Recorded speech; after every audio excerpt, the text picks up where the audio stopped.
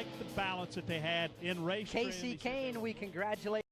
Who's fast and who's last before setting your NASCAR fantasy race team this weekend. This is the Inside Line on MRN.com, presented by Hercules Tires. Now, here are your fantasy experts. Welcome to the Richmond edition of the Inside Line Fantasy Racing Show, and we thank you for joining us on your Friday afternoon lunch hour. Rich Galbraith is in today because Robbie Mays is a bit under the weather, so he is on the show today. I'm Tyler Burnett, and we're here to talk fantasy racing as we do each and every week. Rich, we're heading to Richmond. Short track, another one, 2 in a row. Your thoughts leaving Bristol? Some surprises leaving Bristol. Some guys that I thought were going to do well did not do well. Some guys that I thought maybe would do well ended up doing well. And one of those guys, I want to say Eric Jones. I had a feeling that he would do well, and he did. Unfortunately, got caught up in a crash late in the race and regulated in like a 15th or 16th. But I was kind of expecting that. But I guess it wasn't so much as a surprise. Clint Boyer was a good surprise as well, finishing second in that race. He's been doing well off and on this year. I mean, he's really made the most of being in that 14 car. All right, we'll talk some more about those surprises as we have our 3 surprises later on in the show. Alex Hayden is going to join us today as well. Rich did not do too well in fantasy last week, thankfully, because I'm tired of him doing well. But you didn't drop in points, though, right? No, I didn't. In fact, I'm still 7th. So I guess everybody that's around me in points, they pretty much had the same lineup. So I didn't gain or lose anything. But you did. Well, you didn't do so well either. What did you finish? I finished somewhere in the 300s. So I had a decent day. Yeah. Oh, okay. Out of 3. All right. I had Kyle Larson. I had Clint Boyer. Right. Which Kyle Larson was number 1 in fantasy points with 168 points. I had Clint Boyer. I had Eric Jones, which was going to be a very good pick. And I had Kyle Busch, who rallied back from a wreck earlier in the race. So those were kind of my top 4. And Cole Witt finished 21st. Well, Kyle didn't rally back too well. No. He ended up finishing sub-30, I think 33rd or 34th after finally hitting the wall that second time and put him out of the race. But I'm saying he hit the wall the first time, then he rallied back. He rallied back, into the you're top right. 5. Yes, and then he came, and you're all excited. I'm excited too because I've got him on my team. And then he hits the wall a second time, and it's like, nah. All right. Well, we'll talk more about some of the stuff from Bristol. Also, we'll preview the Richmond weekend. Alex Hayden, the lead pit reporter for the Motor Racing Network, he'll be on the show today to talk about some fantasy picks. And we'll also play Under the Rock, I believe. Is that correct, Daryl? I think yes. We're still playing. So I you think know. so. You know about it. Oh, yeah. All right. Oh, Under yeah. the We've Rock. got it. Rango Fowler makes a visit with his picks. That's all coming your way on the Inside Line Fantasy Racing Show, presented by Hercules Tire.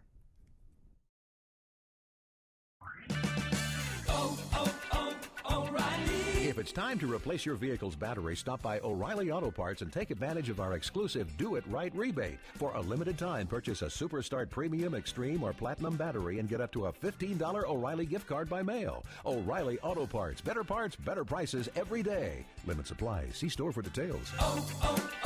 O'Reilly Auto Parts. Today, Toyota's featured NASCAR fan is Carrie, Queen of Cakes. So, Carrie, why do they call you Queen of Cakes? Well, whenever Toyota wins a NASCAR race, I make a life-size Camry cake. Really? Yeah, delicious and made in America, just like the dang car. And with all Toyota's wins last year, it was life-size Camry Cake City. Oh, even lost a kid at one point. Tried to drive one of the cakes. Had to eat his way out of the drivetrain. Bless his heart. Let's go NASCAR fans. Toyota, let's go places. To learn more, visit toyotaracing.com. NASCAR is a registered trademark of the National Association for Stock Car Auto Racing, Inc. Toyota vehicles and components are built using U.S. and globally sourced parts.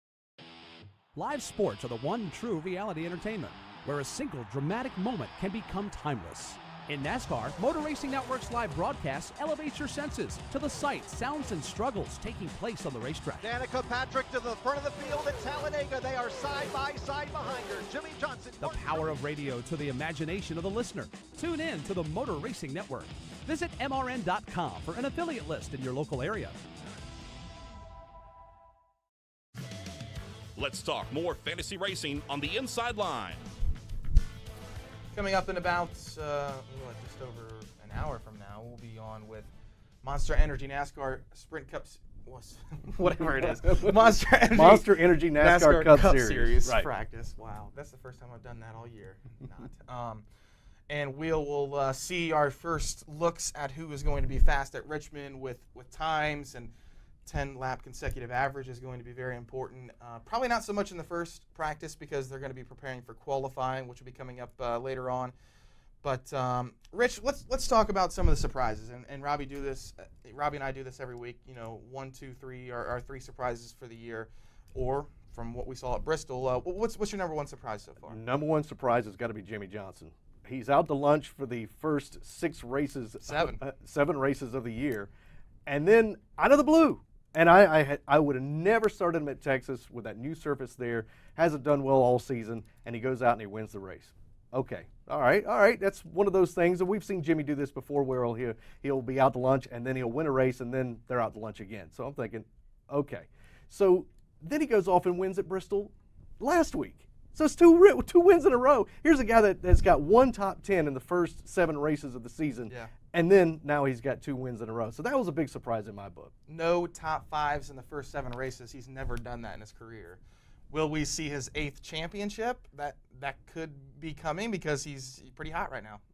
Well, I think it's a long way to go. Oh, yeah. Long way to go before we start talking about championship. I mean, he could. I would have never guessed last year, because last year, you remember, he started the year off kind of so-so. He won a couple of races at Atlanta, and I want to say he won at Texas. And then during the summer, they were nobodies. They didn't do anything. And then they turned it on late in the year. With that chase changes everything. Now it's not the chase anymore, but the playoffs. Yeah. So, I don't rule out an 8th championship from Jimmie Johnson, but still too early to tell. 3 wins at Richmond for Jimmie Johnson. We'll see what he can do this weekend. My number 1 surprise is Kyle Larson. Number 1 in fantasy again last week at Bristol. 202 laps led. That's the most, I believe, all-time in Bristol history.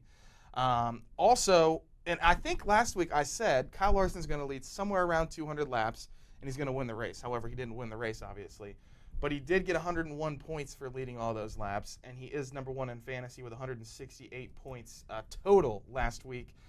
Though he finished 6th, he was still, the pick of the week. Oh, absolutely. Absolutely, he was the pick of the week. If a guy goes out there and leads a ton of laps, you're going to get a lot of points. He may have a pit road infraction like Kyle Larson. We've seen it before. Some of the guys that really come to mind is Martin Truex Jr., where they seem to implode near the end of a race, but they'll lead a ton of laps, and you'll get a lot of points out of that. So, yes, Kyle Larson is somebody I think you need to think about each and every week. Now, I want to talk about Richmond. This will be a little bit later on about Kyle Larson. Not sure if you want to start him this week. Man, he is having a heck of a season. Yeah. You probably have to start him anyway right now. What's your number 2 surprise? Number 2 surprise is Clint Bowyer. I think Clint Bowyer is a nice surprise. We put him in that 14 car. I'm not so sure. I mentioned this earlier that I'm not so sure if you want to call Clint Bowyer a surprise. I mean, he was a good driver before. He was in some low quality equipment last year. For that 1 year off.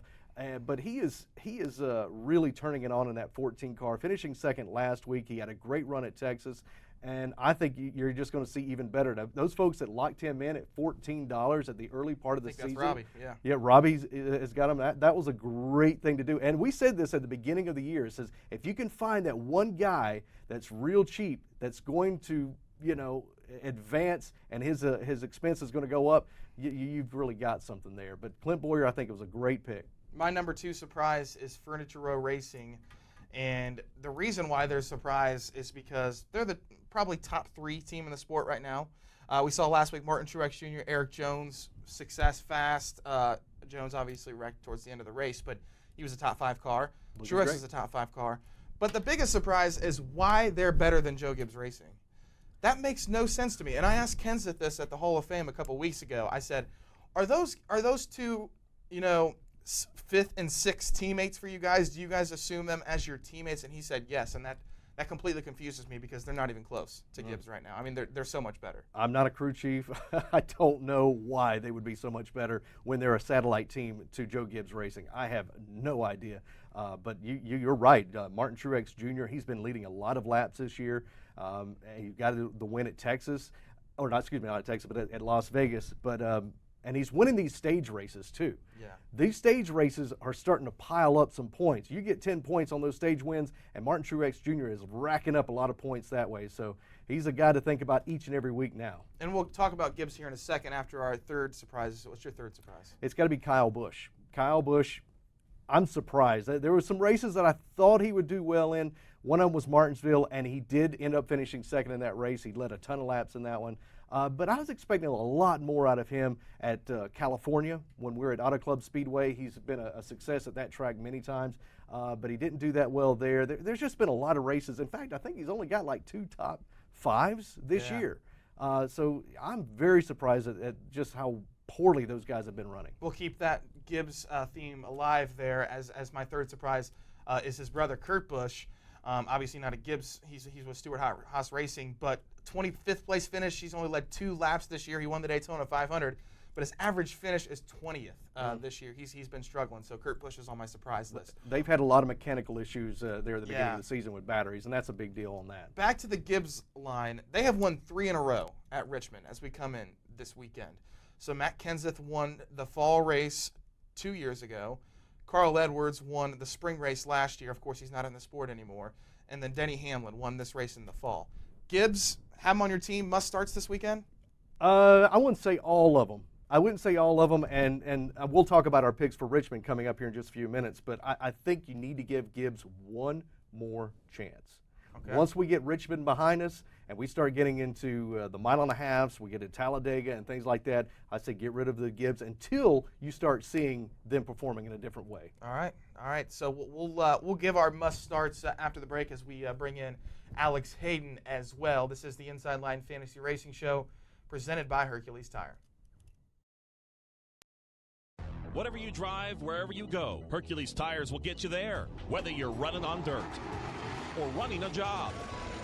Our dependable, high-quality tires are the perfect fit for your needs. For unmatched value, selection, and warranty with industry-leading road hazard protection, there's only one choice, Hercules Tires. To learn more, visit HerculesTire.com or call 800-677-9535. Hercules Tires, ride on our strength.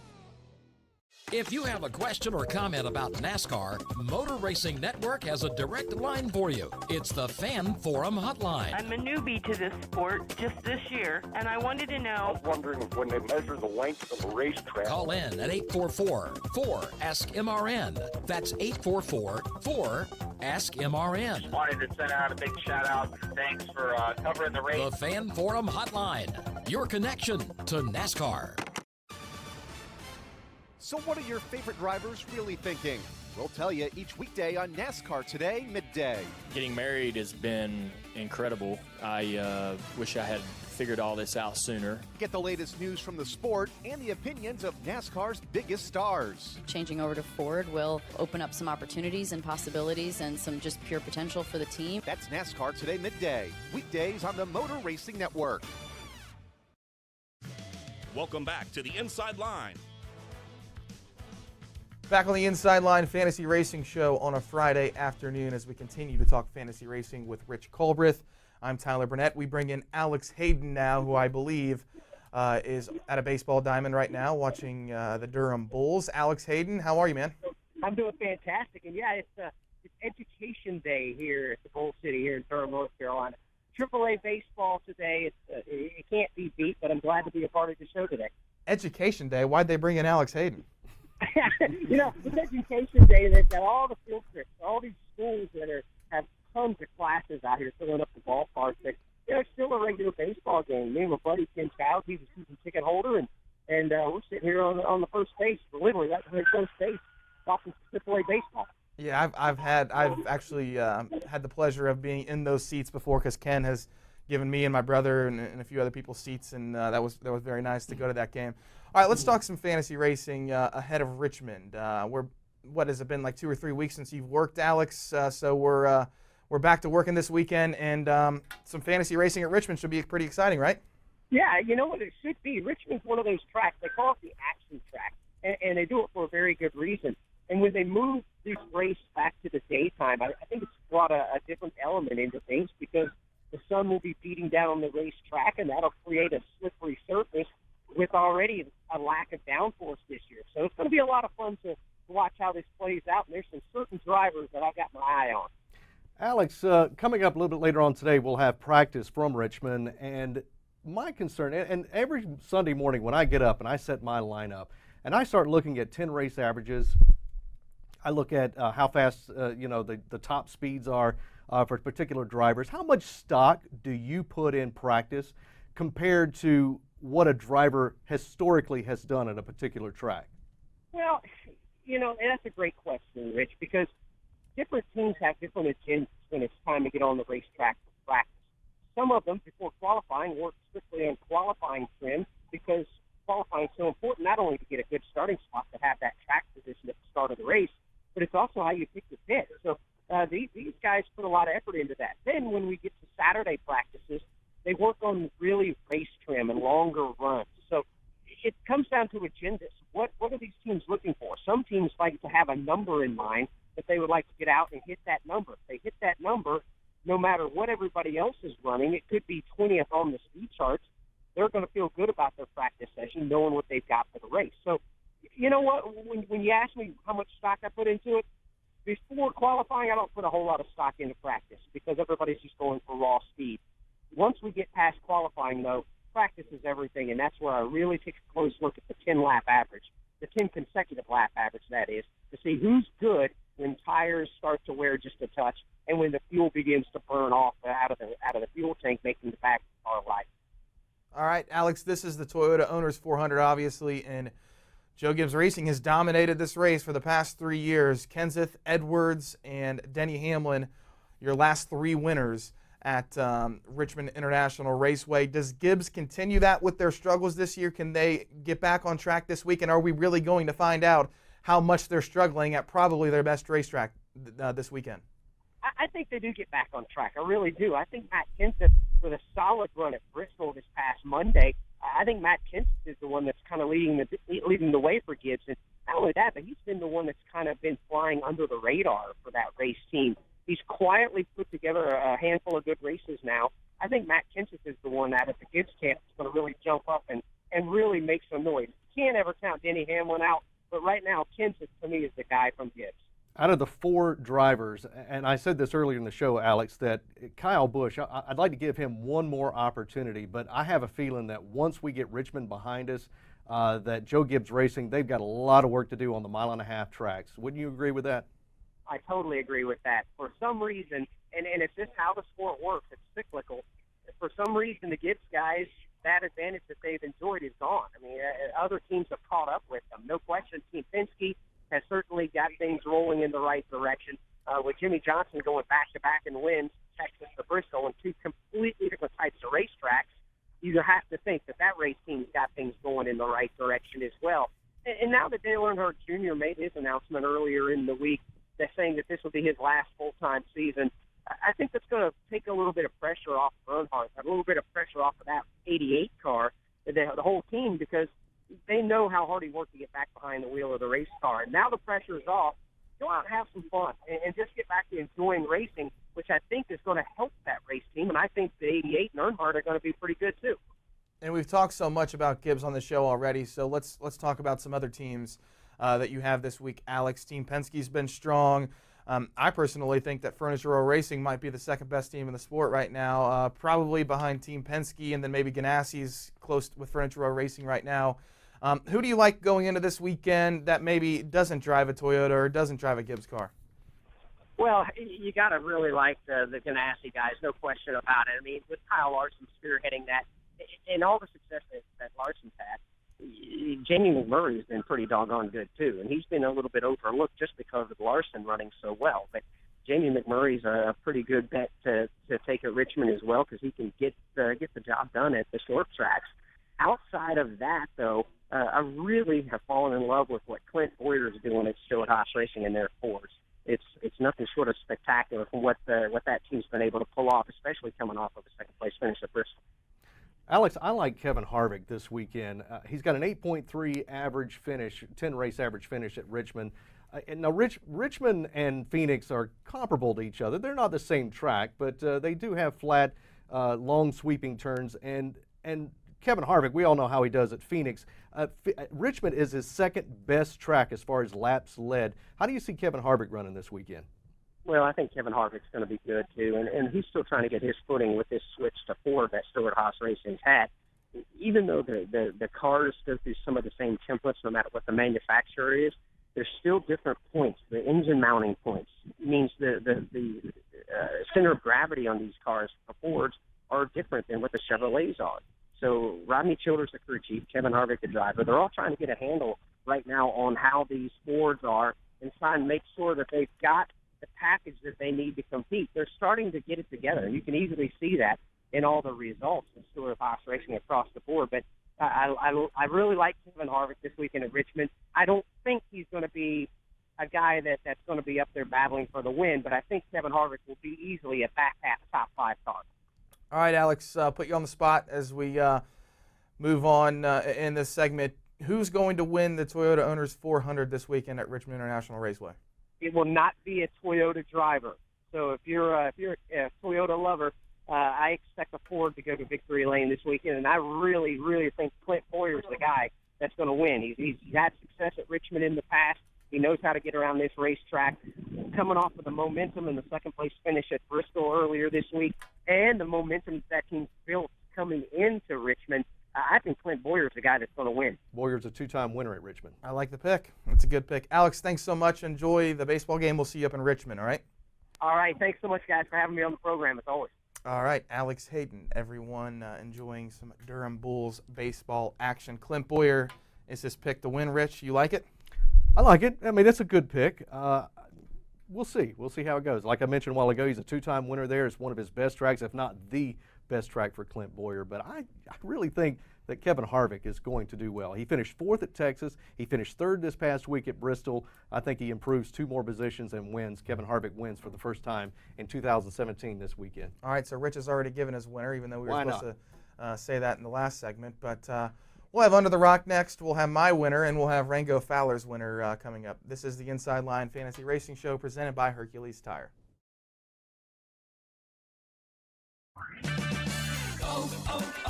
O'Reilly. Restore lost fuel economy and eliminate rough idle with Lucas Fuel Injector Cleaner. Right now at O'Reilly Auto Parts, buy 2 bottles of Lucas Fuel Injector Cleaner and get 1 free. Clean clogged injectors and increase fuel efficiency with Lucas Fuel Injector Cleaner. Buy 2, get 1 free at O'Reilly Auto Parts. Better parts, better prices every day. Limit supply. See store for details. O'Reilly Auto Parts. Hi, everybody. This is Mike Bagley. Join me every Tuesday night for NASCAR Live. This 1-hour interactive show takes you beyond the typical storylines in NASCAR with the stars of the sport. The celebration's been fun. I mean, afterwards, I guess I didn't leave the track until by 1:30, so I caught it with my crew in South Beach. NASCAR Live also gives you in-depth analysis with MRN's top personalities. Because for me, the decisive moment of this championship was when... Check it out. NASCAR Live this Tuesday night at 7 Eastern on the Motor Racing Network. Motor Racing Network has always been your source for motorsports coverage when you couldn't be at the track. Now, never miss another minute of our breathtaking coverage with the MRN app, available on your iPhone or Android device. This free app delivers all the latest news, locates nearby MRN stations, streams your favorite programs, and is your home for live Sprint Cup practice and qualifying action. Search MRN in the App Store or on Google Play. It's the Motor Racing Network at your fingertips, and it's available for free right now. Let's talk more fantasy racing on the Inside Line. Welcome back to the Inside Line Fantasy Racing Show. I'm Rich Galbraith. Alongside is Tyler Burnett, and it's time to play one of our favorite games here at MRN, and that is Under a Rock or Tyler Burnett. Do you live your life up under a rock, or are you Tyler Burnett? Wow, you did a good job there, Rich, introducing the segment. Well, I'm proud of you. I've done it a couple of times. Today we've got a picture. You got to say who this person is, and if you get it right, then you save yourself from being under a rock. So all right, throw the picture up. Who we got? Obviously an athlete there. Is it, let me just guess, Bruce Jenner? Oh. Or Caitlyn Jenner now. Oh, see, that was the trick right there. That's Caitlyn. I told you that if you throw a sports one up there, you are not going to beat me. Oh, right. Well, if you throw up anything else, yeah, old pop culture, old history, old anything besides sports, I will most likely. Well, let me ask you this: How do you know Bruce Jenner or Caitlyn?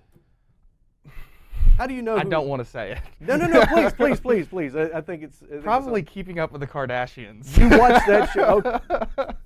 There we go. That says a lot about this man right here. Let's bring in Rango. Come on. Yep. Rango Fowler. All right. My second favorite part of the show. Rango. And this chicken knows what he's doing. All right. Oh, I get to take the picks from Rango. All right. Let's see what we got here. This is Rango's picks for the Toyota Owners 400 this weekend at Richmond. And all right, here we go. The chicken picks. Number 11, Denny Hamlin, Ryan Newman, Kyle Busch, Eric Jones, and Chris Buescher. All right. And he's got Hamlin as his winner, and Toyota is the manufacturer to win. Denny Hamlin is his pick to win this weekend. Wow. Yeah, that's a good pick. I mean, he's a three-time winner there, I think. And he's, well, I guess not the defending winner, but he was the fall winner the last time we were there. So Hamlin is a solid pick. So we got Hamlin. Alex Hayden picked Clint Boyer. You, of course, left no tease and said that you were going to pick Kevin Harvick to win the race this weekend. I think Kevin Harvick's going to win. I am going to take a Ford as well. And it's not Clint Boyer, and it's not Brad Keselowski, but it's his teammate, Joey Logano. I think Joey's a great pick. I think Logano wins his first race this weekend and wins at Richmond. A couple of bargain picks in case you're kind of low on cash. I think Michael McDowell, he had a 12th place run in the fall. Last time we were at Richmond, David Reagan, he's finished 23rd in the spring race the last couple of years there. Those are two bargain picks. David Reagan is $675. Michael McDowell is $1025. So if you want to load up on those three guys that are real expensive, then those other two guys right there might be able to get you on your roster. Eric Almirola was 4th in the fall 2 years ago. That might be a good bargain as well. Casey Kane, I liked what he did at Bristol. He's finished 6th and 4th the last time, the two last times we were at Richmond. So I think Casey Kane could be a good pick. Got his first win there. Obviously, Hendrick Motorsports has got it rolling right now with Jimmy Johnson. Were you surprised about the Earnhardt retirement? No, we've said around here at MRN it was going to happen. If he made it past 2018, I would be very surprised. So I am kind of surprised that he waited till like maybe a quarter of the season before he announced that he was going to retire. I was thinking that maybe next year he would say at the beginning of the year that this would be his last year and then that would be it.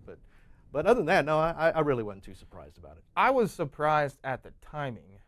I wasn't surprised about him doing it. So I was surprised, but I wasn't shocked because, that's just a random time to do it, isn't it? I don't know. I don't know when a good time is. I would think at the end of the season or at the beginning of the season if I had to guess if I was going to announce Are we at the beginning right now? We're 8 races in. I don't know. I'm curious on how he's going to do from the rest of the season.